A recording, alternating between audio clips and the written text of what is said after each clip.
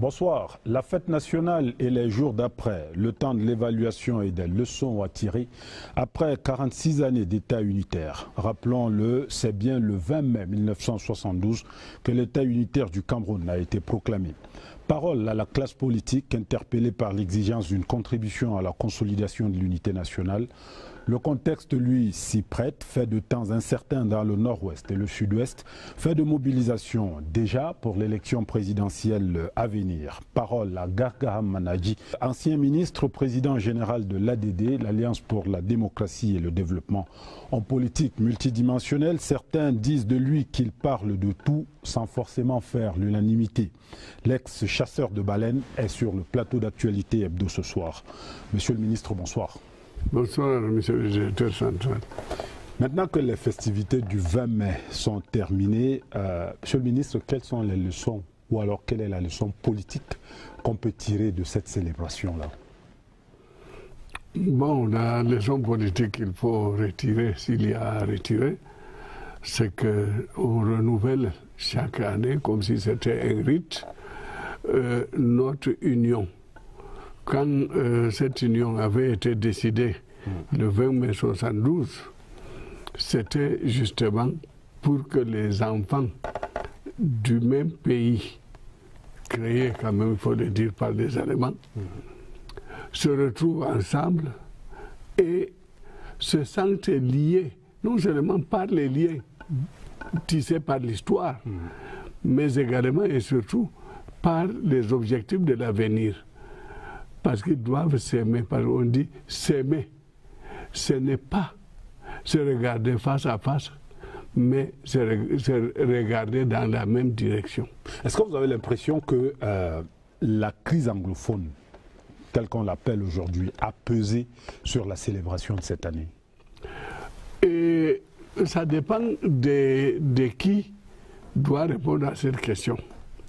Pour les services de sécurité, c'est sûr qu'elle a pesé parce qu'il tenait qu'il s'agisse de la sécurité et de la sûreté nationale, mon ami Bargangele, qu'il s'agisse du ministre des Forces armées ou de la gendarmerie, ils étaient sur les dents craignant et cherchant à éviter qu'il ne se produise un incident quelque part le jour de fête.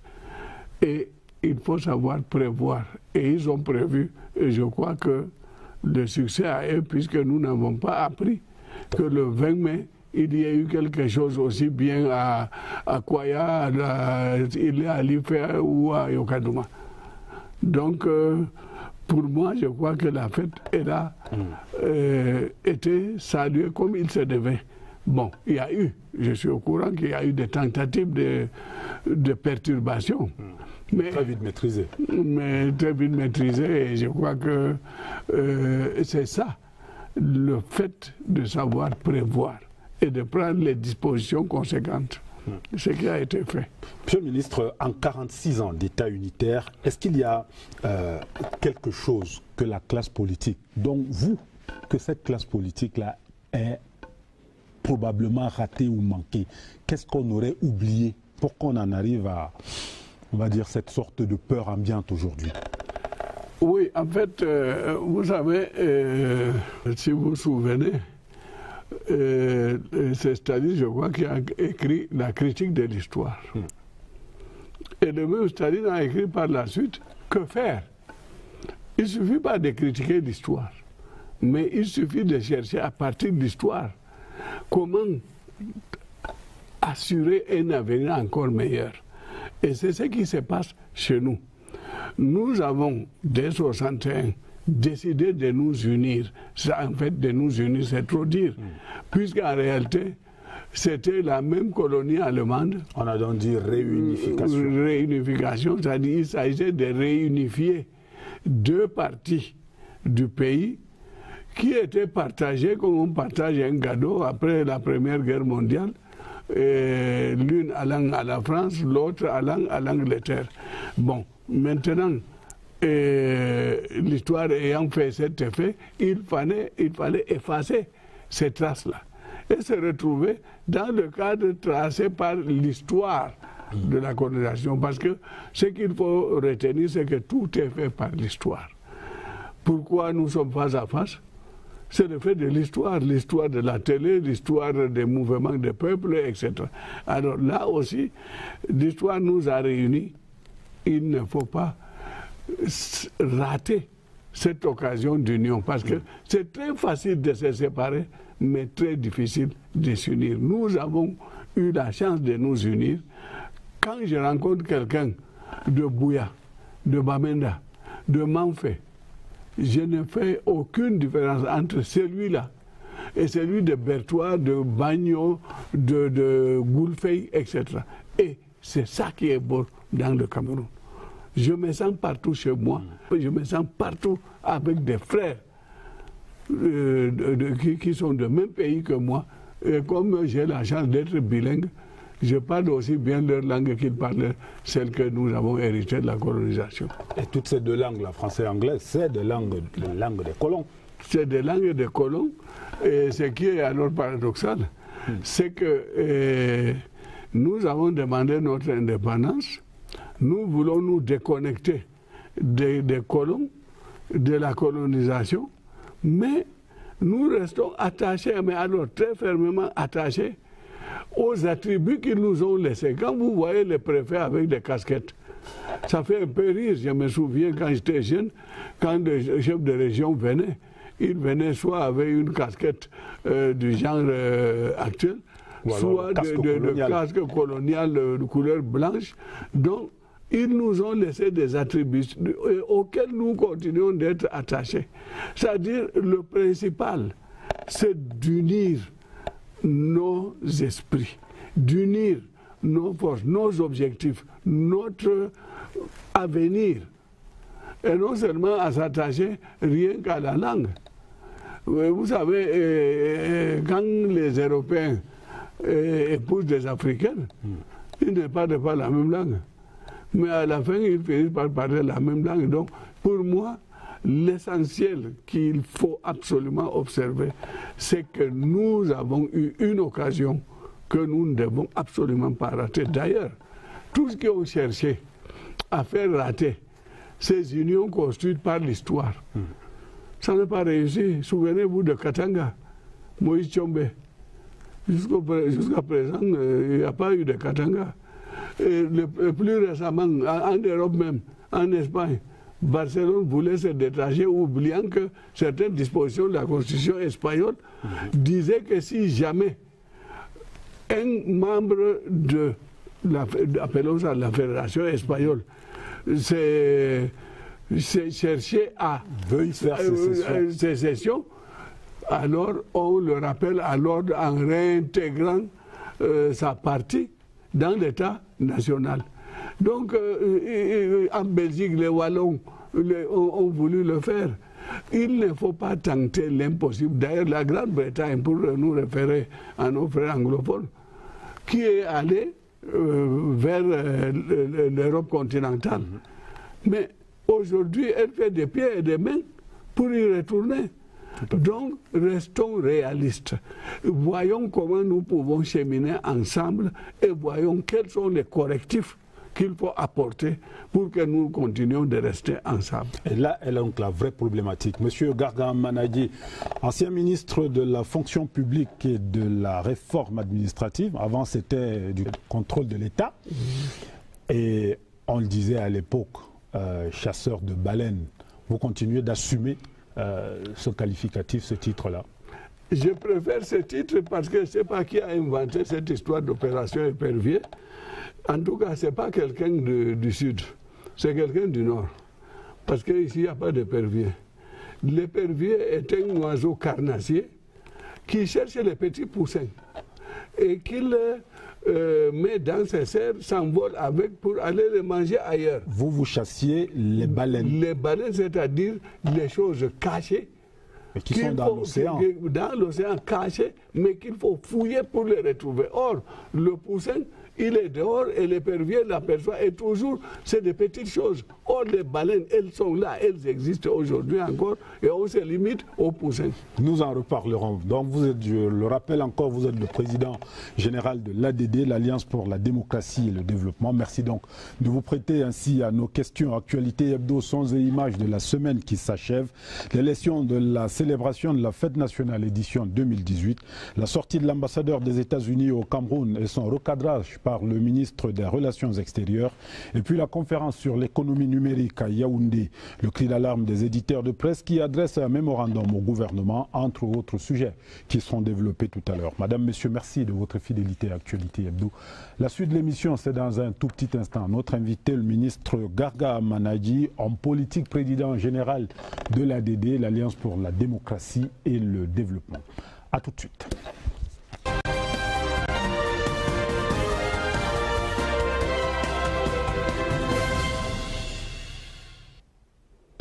Monsieur le ministre, reparlons de la fête du 20 mai. Il y a des partis politiques qui ont, pour certains, prôné le boycott de cette célébration-là. D'autres ont défilé, mais d'une façon toute particulière. On a vu le SDF, pour certains, torse nu, militant. On a vu le MRC, les mains sur la tête. Apparemment, dans la tradition, on va dire, de l'ouest du Cameroun, c'est une sorte de deuil qu'on pleure, quelque chose comme ça. Comment on réagit à ça? Est-ce que le 20 mai, il y a, on va dire, des possibilités de... Les Camerounais s'enfoncent dans des histoires sans en remonter des racines. Quand est-ce que, dans l'histoire, on défilait devant le chef? C'est en cas de victoire. Le chef a eu une victoire et les vaincus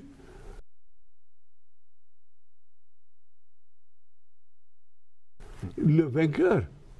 Mais ici, on a transformé le défilé devant le chef, y compris et surtout les partis de l'opposition, comme si c'était un exploit de dire que nous disons, nous nous opposons à vous, mais croyez-nous, nous sommes en train de ramper devant vous. Voilà à peu près le résumé qu'il faut donner de nos défilés. Et à tel enseigne que certains, en défilant au boulevard du 20 mai, s'en prévalent comme pour dire qu'ils sont des grands partis. Et on a consacré cela en disant les partis représentés à l'Assemblée défilent. Parce que, comme par hasard, certains vont plus vite que d'autres. Il n'y a pas une harmonisation dans les décisions. L'ECAM fait passer une loi qui fixe les conditions d'élection des conseillers régionaux. Mais le MINAT qui doit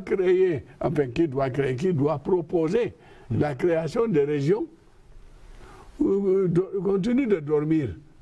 Alors nous avons une loi qui dit voilà comment on élit les conseillers régionaux, mais on ne dit pas qu'est-ce que c'est qu'une région, quelles en sont les ressources, comment se partageront les ressources revenant aux régions. Des régions décentralisées. Décentralisées, évidemment. Ce n'est pas des États indépendants. Et à partir de ce moment, cette contradiction ne peut pas ne pas froisser ce qui voulait de la régionalisation. Et je suis de cela. Mon livre ainsi pourrait devenir notre pays.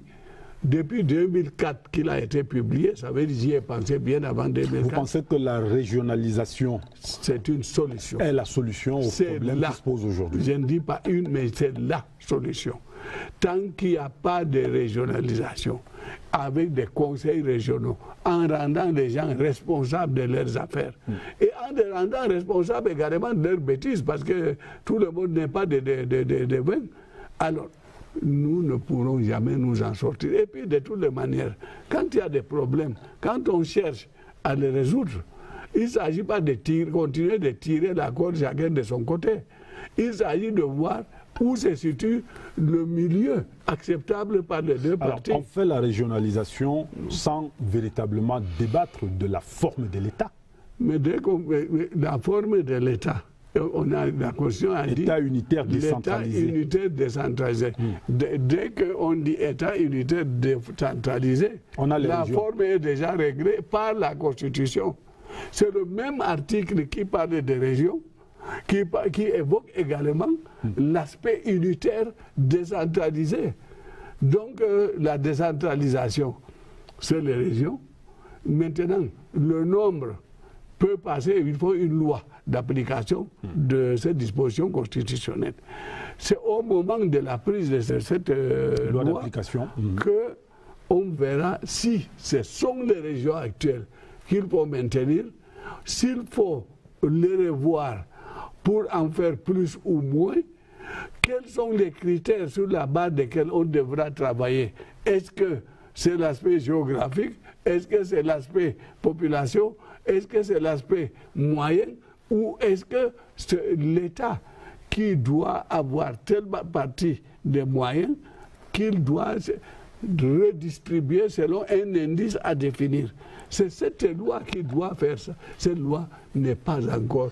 Je ne sais pas ce qui se passe pour toi. Monsieur le ministre, est-ce que psychologiquement, ce qu'on pourrait appeler les tenants de l'État central, je parlais en réalité d'une grande partie de la classe politique camerounaise, que ces tenants de l'État central fort, est-ce que psychologiquement, les gens, les uns et les autres ont fait leur évolution? Est-ce qu'on est prêt à y aller véritablement? Est-ce que ce n'est pas ce qui bloque la décentralisation? De toutes les manières, celui qui se réclame fort, c'est généralement le faible. Quand on est fort, on devient plutôt généreux. On cherche à avoir des gens avec soi. On cherche à partager certains de ses pouvoirs et non à s'accaparer de tout et à piétiner les autres. Justement, c'est un signe de faiblesse qu'un État dise « moi je suis fort, je monte les biceps et les autres n'ont qu'à tourner ». Non, c'est inadmissible. Je prends le cas de l'extrême nord. Nous avons au Cameroun plusieurs civilisations. Je mets ça entre guillemets. Le Grand Nord est une grande région de la civilisation du silence. J'ai fait, quand j'avais 20 ans, j'étais commissaire spécial de l'Adamawa. Entre Ngaoundéré et Bayo, il y a 415 km.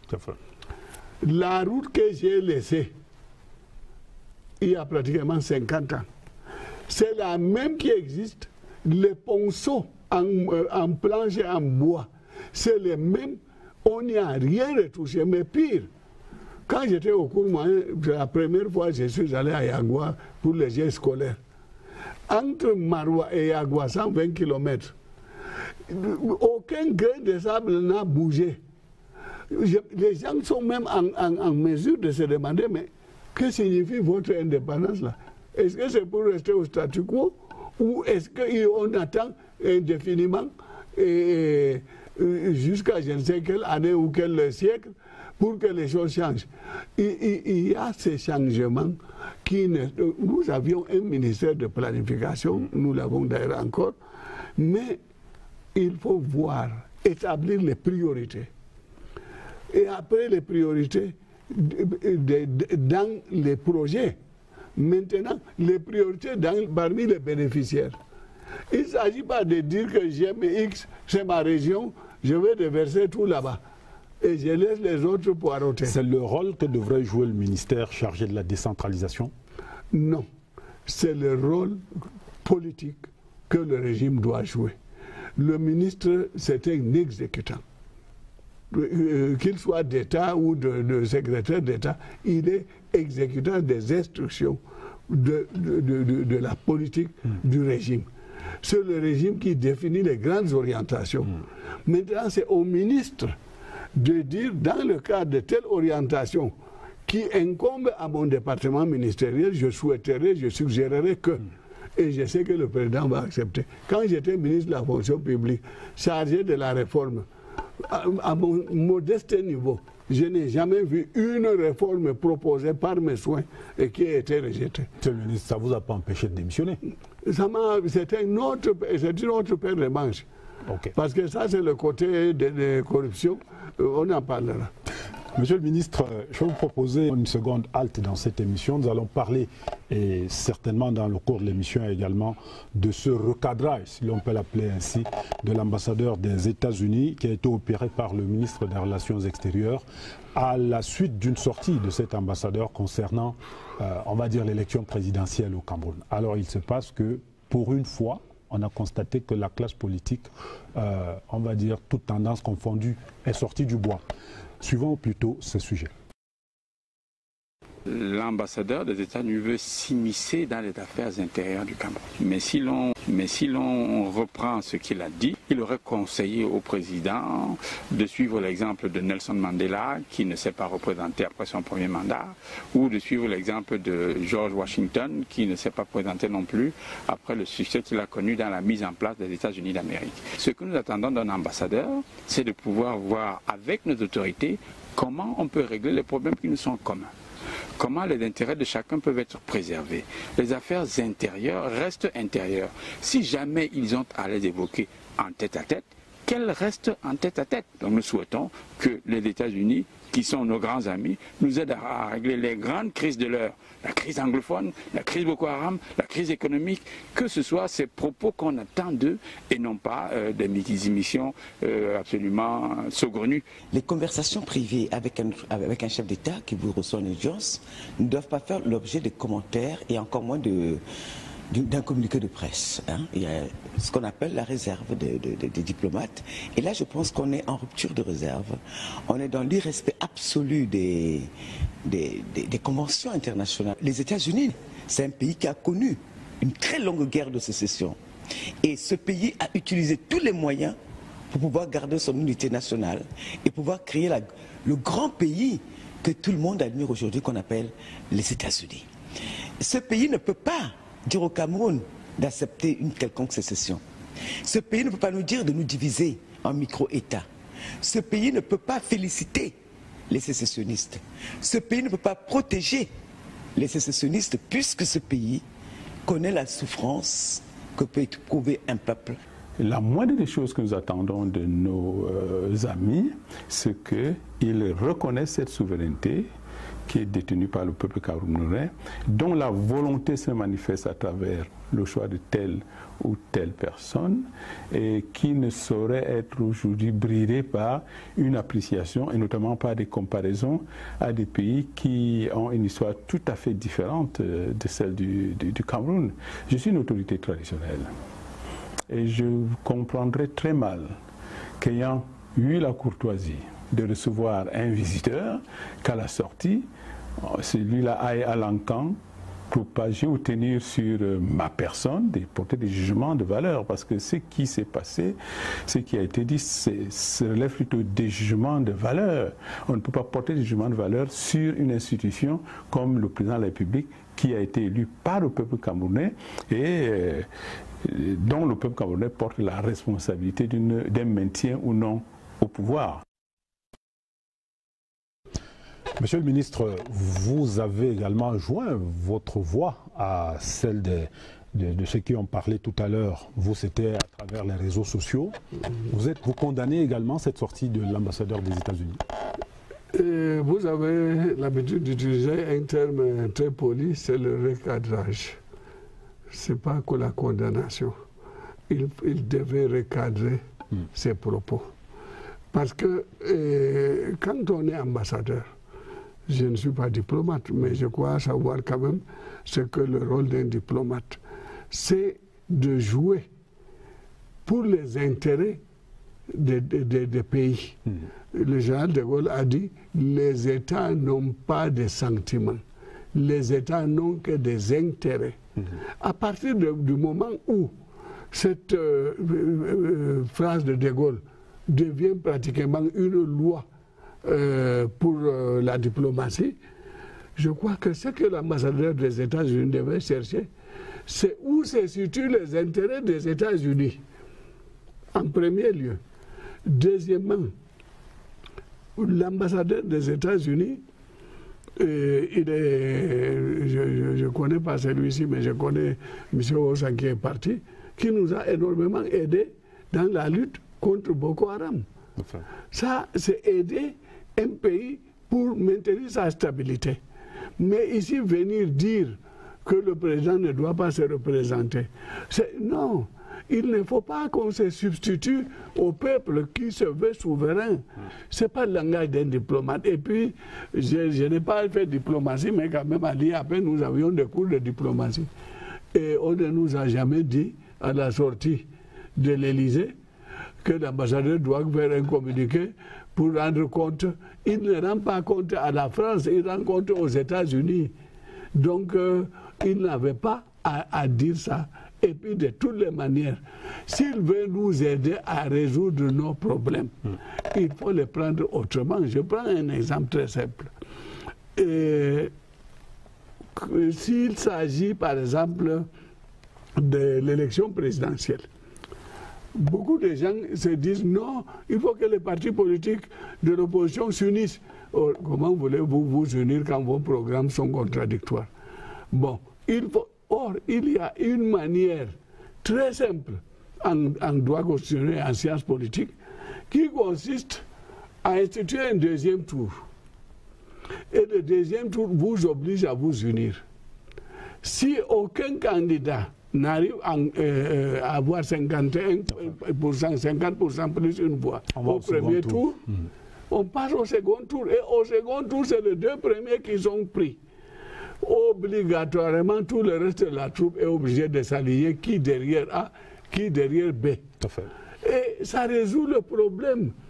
L'ambassadeur des États-Unis aurait pu dire au président de la République, est-ce qu'en créant un système de deuxième tour, nous ne facilitons pas, nous n'apaiserons pas le climat un peu tendu au niveau du Cameroun?